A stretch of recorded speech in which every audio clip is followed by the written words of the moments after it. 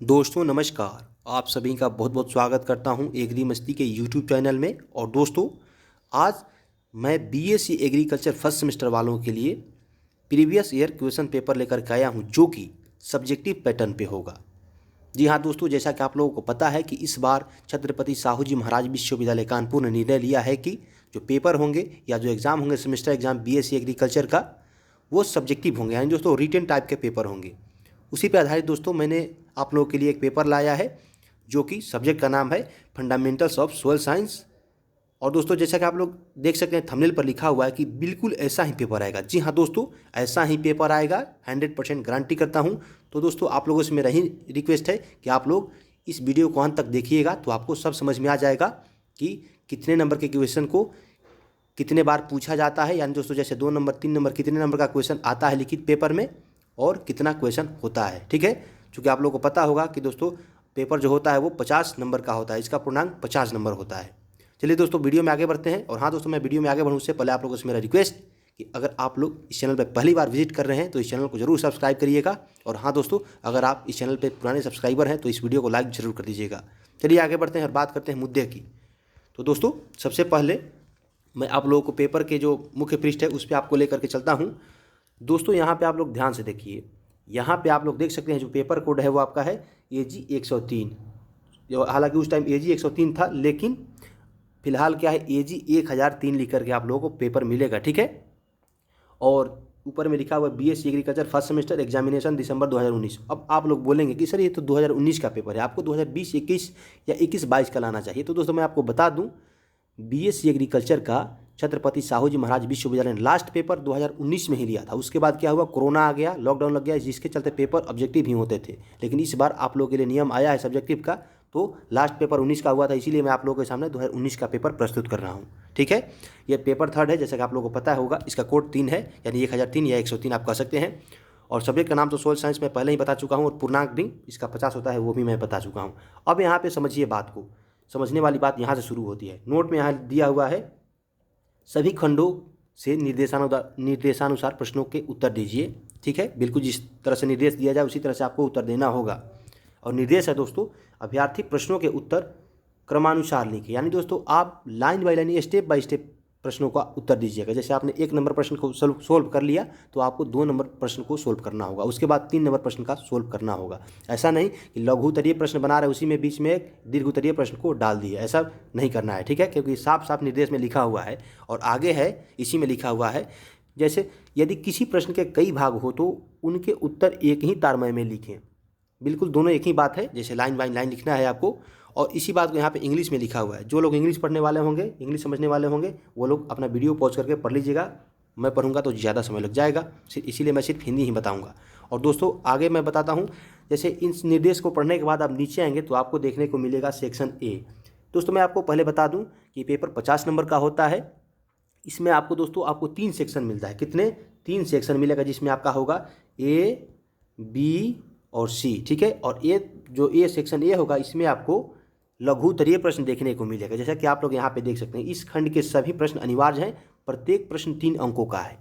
जी हाँ दोस्तों, जैसा कि मैं बता रहा था कि सेक्शन A का जितना भी प्रश्न है वो शॉर्ट आंसर टाइप क्वेश्चन है। ठीक है, और बाकी आपके जो आप सेक्शन B और C है, इसमें जो प्रश्न आपसे पूछे जाएंगे वो 8-8 नंबर के प्रश्न होंगे। ठीक है, मैं देख रहा हूँ कि कुछ यूट्यूबर्स क्या कर रहे हैं कि दूसरे यूनिवर्सिटी का जो पेपर है उसको ला करके वीडियो बना रहे हैं और आप लोगों को बता रहे हैं, बरगला रहे हैं कि पेपर में इस तरह का क्वेश्चन पूछा जाएगा। लेकिन दोस्तों मैं आपको साफ साफ शब्दों में बता दूं कि ये कानपुर यूनिवर्सिटी का ओरिजिनल पेपर है।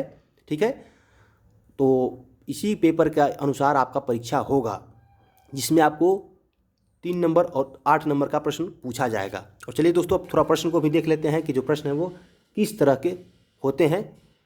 तो चलिए आगे बढ़ते हैं और देखते हैं दोस्तों, जो सेक्शन A है उसके पहला प्रश्न को देखते हैं। तो सेक्शन A में जो प्रश्न ये हो गया आपका सेक्शन A का पहला प्रश्न। इसका A में दिया हुआ है मृदा परिच्छेदिका।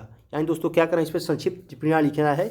ठीक है, आपको right short note on the following, निम्नलिखित पर आपको संक्षिप्त टिप्पणी लिखना है। तो सबसे पहले आपको मृदा परिच्छेदिका यानी दोस्तों सोइल प्रोफाइल के ऊपर टिप्पणी लिखना होगा। और दोस्तों मैं आपको बता दूं, जितने मैं प्रश्न पढ़ने जा रहा हूं इन सभी का उत्तर भी आपको इसी चैनल पे मिलेगा। ठीक है, तो आप लोगों से मैं रिक्वेस्ट करता हूं कि जितने लोग इस बीएससी एग्रीकल्चर फर्स्ट सेमेस्टर के स्टूडेंट हैं और चाहते हैं कि मेरी तैयारी हो जाए बढ़िया से, तो आप लोग इस चैनल को सब्सक्राइब करना बिल्कुल मत भूलिएगा। अगर समझिए कि सब्सक्राइब नहीं करेंगे तो आप खुद से धोखा कर रहे हैं। और चलिए दोस्तों आगे वाले प्रश्न को देखते हैं। और आगे वाले है अगला प्रश्न दोस्तों, वहीं 1 नंबर प्रश्न का बी में दिया हुआ है कीटनाशी। कीटनाशी के ऊपर में आपको क्या करना है, संक्षिप्त टिप्पणी लिखना है। और सी में पूछा गया है मृदा कर्णकार यानी दोस्तों सोइल टेक्सचर के ऊपर भी आपको क्या करना है, टिप्पणी लिखना है, वहीं शॉर्ट टिप्पणी लिखना है, ठीक है। और आगे बात करूं दोस्तों तो डी नंबर में पूछा गया था इसी प्रश्न 1 का डी में मृदा कार्बनिक पदार्थ। दोस्तों सोइल ऑर्गेनिक मैटर के ऊपर भी आपको शॉर्ट क्या करना है, संक्षिप्त टिप्पणी लिखना है, ठीक है। और इसी तरह ई में पूछा गया था मृदा सर्वेक्षण यानी सोइल सर्वे के ऊपर लिखना है टिप्पणी। और इसी तरह एफ नंबर में पूछा गया था मृदा प्रदूषण, ठीक है दोस्तों, यानी सोइल पोल्यूशन के ऊपर आपको टिप्पणी लिखना था। अब दोस्तों शुरू होता है आपका सेक्शन बी। और दोस्तों जैसा कि मैं पहले ही बता दिया हूँ आप लोगों से, सेक्शन ए में केवल 3 नंबर का प्रश्न पूछा जाता है, ठीक है। जो आपका कितना होता है दोस्तों, आपका सेक्शन ए में आपको 3 नंबर वाला 6 प्रश्न पूछा जाएगा आपसे, ठीक है। अब इन 6 प्रश्नों को सोल्व करेंगे तो आपका टोटल हो जाएगा 18, ठीक है। यानी सेक्शन ए में आपको आपसे 18 नंबर का प्रश्न पूछा जाएगा। इसके अलावा सेक्शन बी में आपसे 16 नंबर का प्रश्न पूछा जाएगा, ठीक है। यानी दोस्तों आपसे 16 नंबर का पूछा जाएगा प्रश्न सेक्शन बी से, और 16 नंबर का प्रश्न ही आपको सेक्शन सी से पूछा जाएगा। आइए दोस्तों सेक्शन बी को समझते हैं, प्रश्नों को देखते हैं किस तरह से प्रश्न आपको पूछा जाएगा। तो जैसा कि आप लोग देखिए यहाँ पे लिखा हुआ है दीर्घ उत्तरीय प्रश्न, लॉन्ग आंसर टाइप क्वेश्चन। अब यहाँ पे देखिए नोट में क्या लिखा हुआ है, क्योंकि आपको फिलहाल यही समझना है महत्वपूर्ण रूप से। देखिए लिखा हुआ है कि इन्हीं 2 प्रश्नों को उत्तर दीजिए, प्रत्येक प्रश्न 8 अंकों का है, ठीक है। और दोस्तों मैं आपको बता दूं सेक्शन बी में आपसे 4 प्रश्न पूछा जाएगा, जिसमें से आपको 2 ही प्रश्न को उत्तर देना होगा, जो कि आपको आसान लगे या जो आप अच्छी तरह से जानते हों। अब आइए प्रश्न को भी पढ़ लेते हैं। तो दोस्तों सेक्शन ए का 1 नंबर प्रश्न ABCD करके दिया था, और यहाँ से शुरू होता है। सेक्शन बी का वहीं प्रश्न नंबर हो जो है वो 2 ही रहेगा। अब यहाँ पे क्या है दोस्तों, मृदा अभिक्रिया से आप क्या समझते हैं, मृदा अभिक्रिया पोषक तत्वों की उपलब्धता को कैसे प्रभावित करती है, ये आपका प्रश्न है। इन सभी प्रश्नों का उत्तर आपको इसी चैनल के माध्यम से मिलेगा, तो आप लोग इस चैनल को जरूर सब्सक्राइब करिएगा। और दोस्तों अगला प्रश्न को देखते हैं। अगला प्रश्न है मृदा परिच्छेदिका का एक साफ एवं स्वच्छ चित्र बना करके उससे विभिन्न संस्तरों को दर्शाइए। दोस्तों आपको सभी प्रश्नों का उत्तर मिलेगा, ठीक है। मैं आप लोगों से बार बार कह रहा हूं, तो आप लोग खुद से धोखा मत करिए, चैनल को झट से सब्सक्राइब करिए, ठीक है। मृदा परिच्छेदिका का साफ चित्र बनाइए और उनके विभिन्न संस्तरों को दर्शाइए। सभी चीज़ को दर्शा दूंगा मैं, बस आप लोगों से रिक्वेस्ट है कि इस चैनल पर बने रहिएगा हमेशा। और दोस्तों आगे बात करते हैं। जो 4 नंबर में प्रश्न पूछा गया था वो प्रश्न क्या था, मृदा अम्लीयता क्या है, मृदा अम्लीयता की सुधार विधि का वर्णन कीजिए, ठीक है। अब आप लोग इंग्लिश खुद से पढ़ते रहिएगा, क्योंकि अगर मैं इंग्लिश हिंदी दोनों पढ़ूं तो आपका समय बहुत ज़्यादा बेमतलब में ख़राब हो जाएगा, इसलिए मैं केवल हिंदी पढ़ रहा हूं। और दोस्तों 5 नंबर का जो प्रश्न, 5वां नंबर का जो प्रश्न है दोस्तों, भारत में पाए जाने वाले मृदा समूहों पर एक वैज्ञानिक लेख लिखिए, ठीक है दोस्तों। ये आपसे क्या पूछ रहा है कि भारत में कितने प्रकार की मृदाएँ पाई जाती है, उनके ऊपर आपको लेख लिखना है, जो कि वैज्ञानिक तरीका से होना चाहिए। और आगे सेक्शन शुरू होता है सी। तो दोस्तों सेक्शन सी में मैं सेक्शन ABC के बारे में विस्तारपूर्वक बता चुका हूं कि सेक्शन ए में केवल 3 नंबर का प्रश्न पूछा जाता है, जो कि 6 प्रश्न होता है, जिसको कुल मिलाकर के 18 नंबर होता है। और बाकी सेक्शन बी और सेक्शन सी में 8-8 नंबर का प्रश्न होता है, जो कि दोनों में से 2-2 प्रश्नों को सोल्व करेंगे तो आपको 16 दूनी 32 नंबर का प्रश्न हो जाएगा। और 32-18 मिलकर क्या होता है, 50 होता है। अब शुरू होता है सेक्शन सी। तो सेक्शन सी को समझते हैं दोस्तों। सेक्शन सी जो है वो भी दीर्घ उत्तरीय प्रश्न है, लॉन्ग आंसर टाइप क्वेश्चन है, ठीक है। अब यहाँ पर भी नोट वही लिखा हुआ है कि किन्हीं 2 प्रश्नों का उत्तर दीजिए, प्रत्येक प्रश्न 8 अंकों का है। अब प्रश्न को पढ़िए।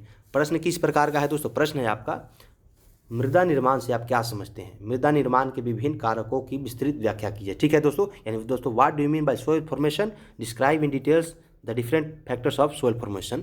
और आगे है 7 नंबर में आपसे पूछा गया था मृदा अपक्षयन से आप क्या समझते हैं, भौतिक, रासायनिक एवं जैविक मृदा अपक्षयन की विस्तृत व्याख्या कीजिए। सब व्याख्या हो जाएगा।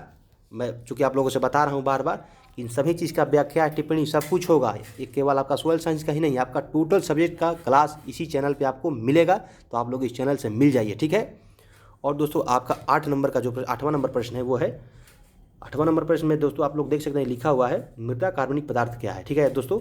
मृदा कार्बनिक पदार्थ क्या है और मृदा में कार्बनिक पदार्थ का अपघटन कैसे होता है, मृदा में कार्बनिक पदार्थ के भौतिक, रासायनिक एवं जैविक प्रभावों का विस्तृत व्याख्या कीजिए, ठीक है। और अगला प्रश्न को देखते हैं। और दोस्तों जो 9वां नंबर प्रश्न है वो आपका आखिरी प्रश्न है, ठीक है। और प्रश्न क्या है दोस्तों, मृदा क्षारीयता पर एक वैज्ञानिक लेख लिखिए। दोस्तों मैं उम्मीद करता हूं कि आप लोगों को इस वीडियो को देखने के बाद आपको पूरा चीज़ समझ में आ गया होगा कि पेपर में किस टाइप के क्वेश्चन पूछे जाते हैं, पैटर्न क्या होता है, क्वेश्चन कहाँ से उठाते हैं प्रोफेसर्स। ठीक है दोस्तों, इसी तरह के वीडियो देखने के लिए और इसका क्लास पाते रहने के लिए आप लोग इस चैनल को जरूर सब्सक्राइब करिएगा। मिलते हैं फिर नेक्स्ट वीडियो में, तब तक के लिए जय किसान और जय कृषि विज्ञान।